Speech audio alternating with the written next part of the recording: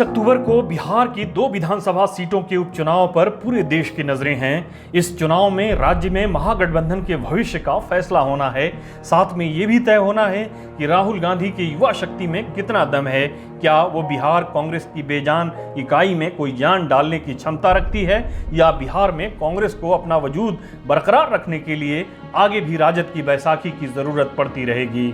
इस चुनाव में कन्हैया कुमार को लेकर भी काफी उत्सुकता है, क्योंकि इसमें यह भी साबित होना है कि कन्हैया कुमार वाकई तेजस्वी के लिए कोई चुनौती हैं या फिर तेजस्वी के करिश्मे के सामने उनका रंग फीका है।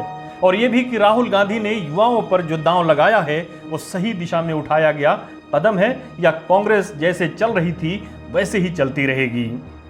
ख्याल रहे कि मुंगेर जिले के तारापुर और दरभंगा जिले के कुशेश्वर स्थान विधानसभा सीटें जदयू के विधायकों मेवालाल चौधरी और शशि भूषण हजारी की मृत्यु की वजह से खाली हुई हैं। लेकिन ऐसा प्रतीत होता है कि ये सीटें एनडीए या जदयू के लिए प्रतिष्ठा का विषय नहीं, बल्कि कांग्रेस और राजद के लिए नाक का सवाल बनी हुई हैं।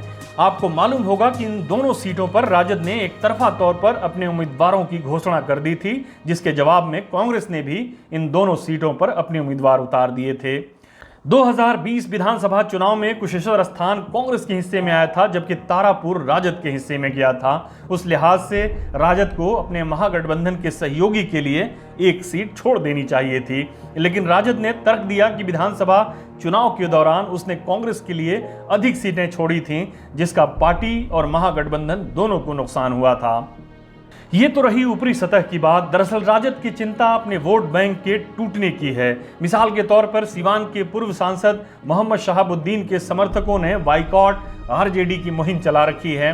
उनकी शिकायत है कि शहाबुद्दीन के कोरोना से मृत्यु के बाद उनके जनाजे को सिवान उनके पैतृक गांव लाने की कोशिशों में राजद ने कोई दिलचस्पी नहीं दिखाई थी। अब शहाबुद्दीन के बेटे की शादी में हाजिर होकर तेजस्वी यादव ने इन नाराज समर्थकों को मनाने की कोशिश की है। सीमांचल के मुसलमान ओवैसी को वोट देकर राजद से अपनी नाराजगी पहले ही जता चुके हैं। राजद को मालूम है कि कांग्रेस की नजर राज्य के मुस्लिम वोटर्स पर है। कांग्रेस युवाओं को मौका देकर राजद से नाराज मुस्लिम वोटरों को रिझाने का प्रयास कर रही है। ऐसे नौजवानों में मुस्लिम नौजवान नेताओं के साथ साथ अब कन्हैया कुमार का भी नाम जुड़ गया है।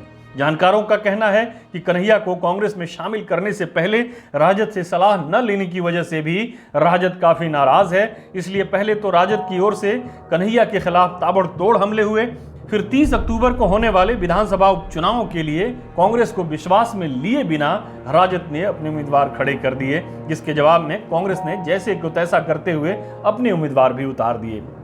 हाल ही में कांग्रेस, आरजेडी और एनडीए सभी ने अपने स्टार प्रचारकों की लिस्ट जारी की है।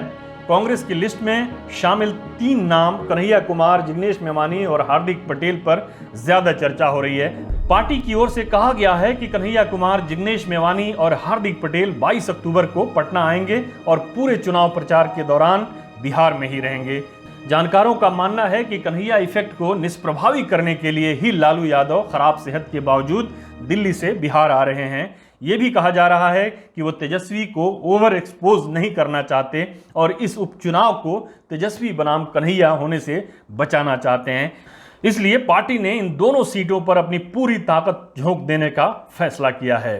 कहने का मतलब ये है कि इन उपचुनाव में हार जीत से अधिक कांग्रेस और राजद की लड़ाई दिलचस्प हो गई है। राजद को मालूम है कि कांग्रेस ने यदि इन चुनाव में बेहतर प्रदर्शन कर लिया तो फिर राजद की मुश्किलें बढ़ना तय हैं। ये कहा जा रहा था कि लालू की अनुपस्थिति में तेजस्वी ने 2020 के विधानसभा चुनाव में कांग्रेस को उसकी ताकत और क्षमता से अधिक सीटें दे दी थीं। अगर कांग्रेस ने इन चुनाव में बेहतर प्रदर्शन कर लिया तो फिर वह महागठबंधन में राजद पर दबाव बनाकर और अधिक सीटों की मांग करने लगेगी। कांग्रेस के प्रदर्शन पर नीतीश कुमार की भी नजरें जमी होंगी, क्योंकि उन्हें मालूम है कि 2020 के चुनाव में उनकी पार्टी के खराब प्रदर्शन ने एनडीए में उनके पुराने जलवे को खत्म कर दिया है। और जिस दिन भाजपा को लगेगा कि वो नीतीश के बिना भी राज्य में अपनी सरकार बना सकती है, तो वैसी स्थिति में नीतीश को भी कांग्रेस की जरूरत महसूस हो सकती है और बिहार में कांग्रेस का जो गेम प्लान है उसमें नीतीश लालू से अधिक प्रभावी साबित हो सकते हैं। हमारे साथ जुड़ने के लिए आपका शुक्रिया। हमारा वीडियो पसंद आए तो इसे लाइक करें, हमारे चैनल को सब्सक्राइब करें और कमेंट बॉक्स में जाकर अपनी राय जरूर दें।